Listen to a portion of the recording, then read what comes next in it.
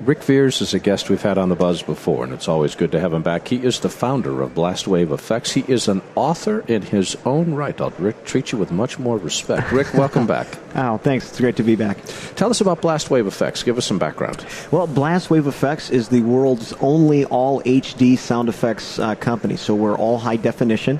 All of our stuff has been recently recorded, so we don't have outdated material. It's all new, fresh, and we kind of push the envelope with our recording techniques and the ways that we deliver the sound effects. So we're unique in that aspect.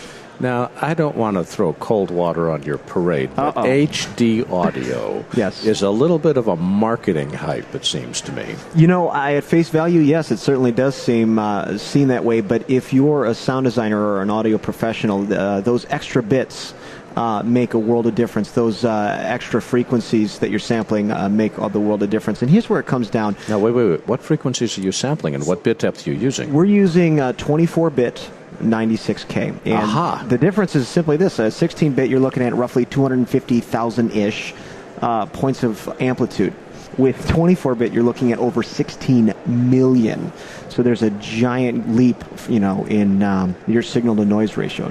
Basically, brass tacks, it's quieter. The noise floor is much lower, and there's certainly a lot more accuracy in the amplitude. And then with the sample rate with the frequencies, the human ear, we can only hear up to 20K. So by sampling up to 96 kilohertz, we're sampling basically to 48 kilohertz, which is far beyond the human hearing. I was going to point that out. Well, here's where it makes sense. When you pitch shift, when you slow things down, you've got a lot more resolution.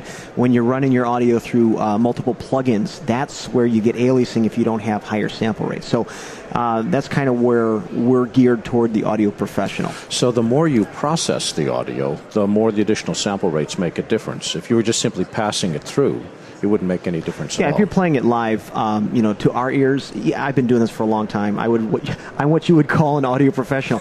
If you play me a file that's at 48 kilohertz and 96 kilohertz, am I going to be able to tell the difference? Probably not. Not even if I was trying. But I think what really makes the difference is when you go to processing, pitch shifting, and things like that, you need to have that extra information. Well, Blastwave Effects has had a sound effects library for a while. Yes. Have you done anything new recently? We are always, and I have to emphasize always, we are always updating the library. In fact, if you buy any of our hard drive products, you get what we call free updates for life. Every quarter, every 3 months, you're getting a new batch of sound effects from us at no additional cost. It's not a subscription fee. It's just our way of saying we don't want to have a stagnant, quote unquote, stock sound effects library. We want to have a living entity, something that grows. So that, one of the biggest complaints with the older sound effect libraries that are out there is that, they don't grow, and it's just kind of like they're overused and there's not new material. It's kind of exactly as it was 25 years ago. Crickets have been chirping the same way for the last, 20 years. Well, it depends. There's certainly obviously staple sounds that, if we've got, some cows mooing or, a couple of gunshots, more than likely we're not going to need to go back out and re-record that. Although we might if we get something very unique, different perspectives or different locations that we can record them at. But typically what we're doing is we're trying to find the holes. There's billions of things in the world to record. We're trying to find the holes. We emphasize multiple perspectives. We don't want to be the quote-unquote stock sound effects library where it's like once you have that sound, you have that sound. We want to give you multiple perspectives. Meaning close-up, distant? Close-up, distance. We also vary speed and intensity, so we'll do soft and we'll do hard and we'll do fast and slow and things like that, so that it's not quote-unquote stock sound effects. It's kind of more like a synthesizer in that you can vary your performances and kind of mix the elements together and create a unique sound that nobody else has, even though they have access to the same elements. Let's say you're outdoors recording nature as opposed to a technology sound. What kind of gear would you take with you? Well, whenever I go in the field, I always take two microphones. I take a shotgun microphone and a stereo microphone. Stereo microphone. Yeah, correct. And so the idea is that even if I'm going for a mono source, I don't know if I'm going to run into a really cool background sound.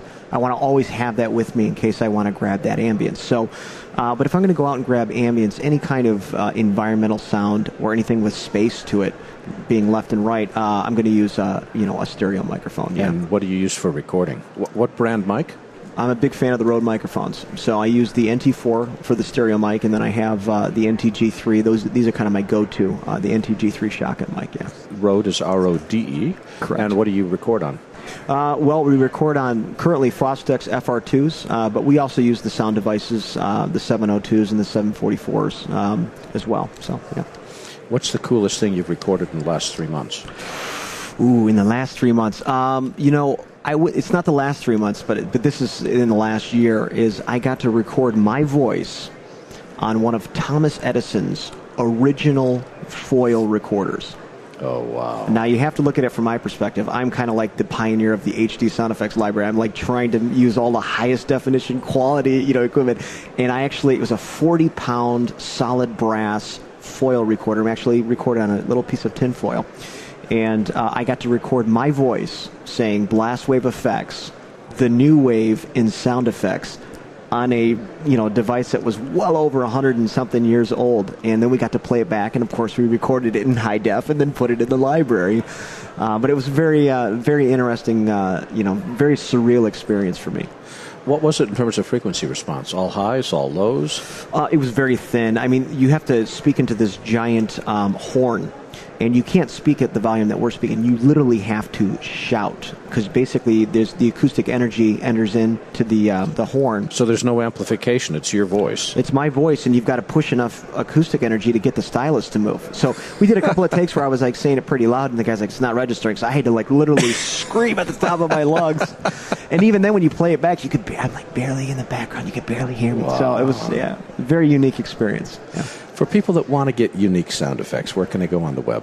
BlastWaveFX.com. All of our stuff is there. We have everything from hard drive libraries that have over 45,000 sounds to simple power packs that have maybe 5 or 10 sounds that you can grab right there. And the man behind all those sound effects is Ric Viers, the founder of Blast Wave Effects. That's B-L-A-S-T, Blast, W-A-V-E, FX, BlastWaveFX.com. Rick, thanks for joining us today. Thanks a lot, buddy.